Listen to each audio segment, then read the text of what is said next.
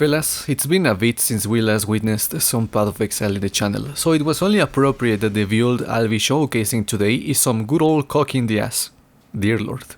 Before we dig into the meaty part of the video, I must warn you that this build is currency hungry. If the last Flicker Strike was expensive, this guy is going to raid your currency tab guaranteed. But don't let that deter you from playing the character, because I can assure you he is the most fun build I've done this league. As always, if you end up enjoying today's build or my overall content, don't forget to subscribe to the channel. January was unreal as we broke the 200 subscriber mark and we are starting the road to 300. With your support, we may get there before we even know it. Besides, it motivates me to come up with ghetto effective hipster builds like this one. So with that out of the way, go get something to eat or drink or both and get hella comfy, because this one is a long video, but it's a good one, so I can guarantee you're gonna like it. Let's begin by talking about the build's concept. Yes, we are playing an assassin Cyclone custom crit, but instead of going the normie Ice Nova Frostball dual cost priest route, we're gonna build around Wave of Conviction and Purifying Flame. We are doing this to keep things a bit more accessible, while at the same time trying to be original and effective. However, custom crit cannot be played with mindlessly, as there is a certain rule. The support has an internal cooldown that limits how much attack speed we can have without investing it to increase cooldown recovery speed. Thanks to the CoC craze, these mods are hella expensive, which is why to make the build play as smooth as possible, we need to have at most 6.06 attacks per second. The closer you can get to this number is better, but if you go above it, you will start skipping casts, which we do not want at all. As I mentioned before, the build requires investment. Luckily for you, and unfortunately for me, I have narrowed down what works and what doesn't at the expense of plenty of currency I had in my vault, and I am almost broke, to be quite honest. At the same time, the build is the ultimate definition of a glass cannon, so if there was any doubt whatsoever,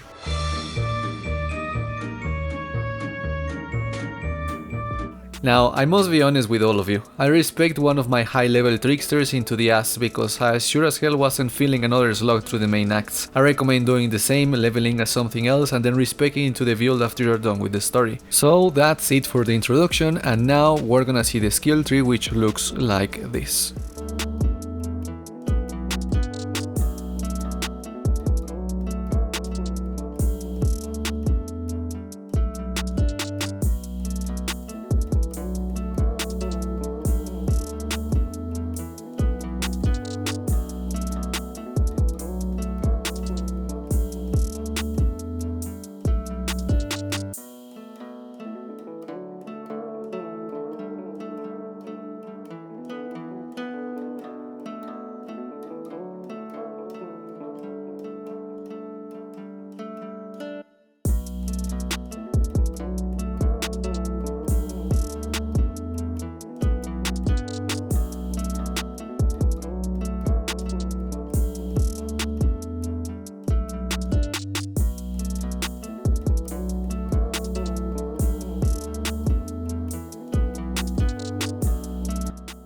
Alrighty then, our first and most important piece of equipment in the build is the weapon, and for that we're gonna be using a Shaper influenced Exquisite Blade. However, the mod selection is pretty specific. We want socketed gems are supported by level X custom critical strike, plus 1 level of socketed gems, weapon crit chance, and either attack speed or global crit multi. At the same time, we want an open suffix to craft plus 2 levels of socketed support gems. There is a god roll in this slot, but we're gonna talk about that later in the video. Next come the gloves, and in this slot we are gonna be using Command of the Pit with the Corrupted Implicit, curse enemies with level X elemental weakness on hit. We use these guys because we can get Arcane Surge for free whenever we hit an enemy with a spell, and as such we save a link in the supporting skills. At the same time, we want the curse here so that the rings are cheaper. In the case that you get the curse on either of the rings, you can use a regular pair of fingerless seal gloves with a nice roll to synergize with the build. For the helmet, we want an Elder Vase with fist damage to spells, conk effect for the area damage, life, accuracy, and a resist or 2. My helmet is unenchanted because fog farming specific enchantments, but if you feel like torturing yourself with that grind, elemental weakness curse effect, wave of convictions exposure, or purifying flames increase damage taken while on consecrated ground are all good. To safeguard your kneecaps, we use either Warlord, Redeemer or Crusader influence boots because we want the mod gain X% of fist damage as extra fire, cold or lightning corresponding to each Conqueror influence. Besides that, we want life, movement speed and resists. For enchantments, elemental damage penetration is best in slot. In the amulet slot, we want an amulet with life, spell damage, lightning damage or global crit multi, and the incursion mod, lightning resistance and lightning damage leached as life. Besides that, you want an open prefix and an open suffix because you're gonna be crafting an endurance charge and you're gonna be slamming either a Crusader, Redeemer or Warlord Exiled because you want the gain percentage of fist damage as extra lightning, cold or fire damage. To increase the chances of these mods appearing, use Turbulent Catalysts to increase elemental damage, and with luck get the mods we're looking for. At the same time, we are anointing this one with Divine Judgment. There is also a god roll in this slot, but we're gonna talk about that later.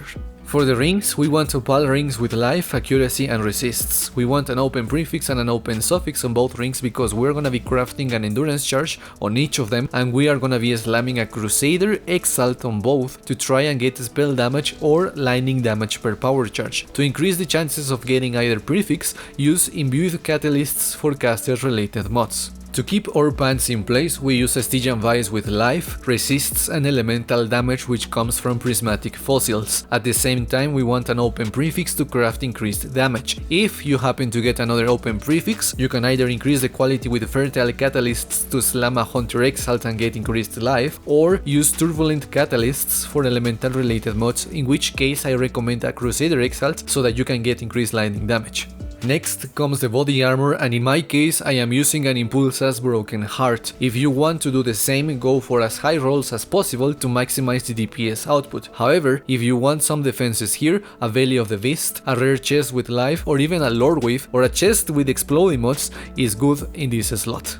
The Abyssal Jewels I use have life, resists, global crit chance and global crit multi. It's up to you what mods to get, but try to squeeze some DPS on this. The rest of the jewels in the tree have increased maximum life, crit multiplier mods, increased crit chance, and one of them has some attack speed. Lastly, for flasks, we use an Adseris Promise, a Taste of Hate and a Diamond Flask. The Diamond Flask can be replaced for a Bottle of Fate if you own it or are able to get it, and as a reminder, the higher rolls on that series and taste are, the better for the DPS. Now we talk about gem setups. On our weapon we want Cyclone linked to Fist to Lightning, Empower, Inspiration, Wave of Conviction and Purifying Flame. The spells need to be in this order so that Wave of Conviction gets casted first and at the same time it gets to apply its exposure to maximize the damage we deal. Besides that, I recommend 100% having Fist to Lightning and the spells on level 21 and 20 quality, with the Empower being level 4. Yes, I know that this is going to be expensive, but if we want to nuke everything we come in contact with, the extra gem levels will enable us to do so. For auras, we use a Herald of Ash, Hatred, Precision, and we are going to be linking them to an Enlighten level 3. Again, Herald of Ash and Hatred require being level 21 to maximize DPS. You can also use Zealotry instead of Hatred, but it has to be level 21.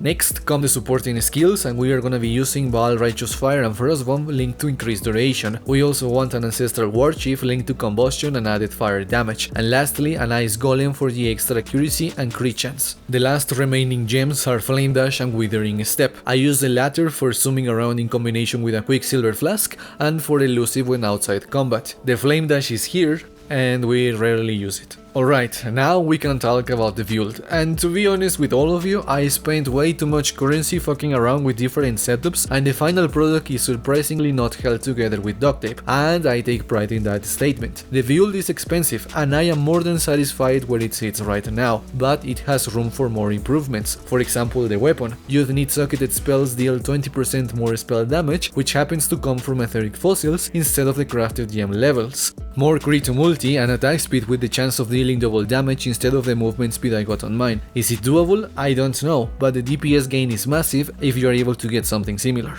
The amulet is the other example. Instead of gaining damage as extra elemental damage, a Hunter Exile Slam for +1 level of all intelligence skill gems is the GG option. Is it doable? Again, I don't know, but the DPS goes even higher. The rings? Mine are fine, but optimally I would have preferred spell damage instead of the lightning damage per power charge. That would have given the character even more damage. A Bottle Faith, a Watcher side with some Hatred mod and crit multi with precision? Hell, I don't have the currency for that, but if you do not skip it.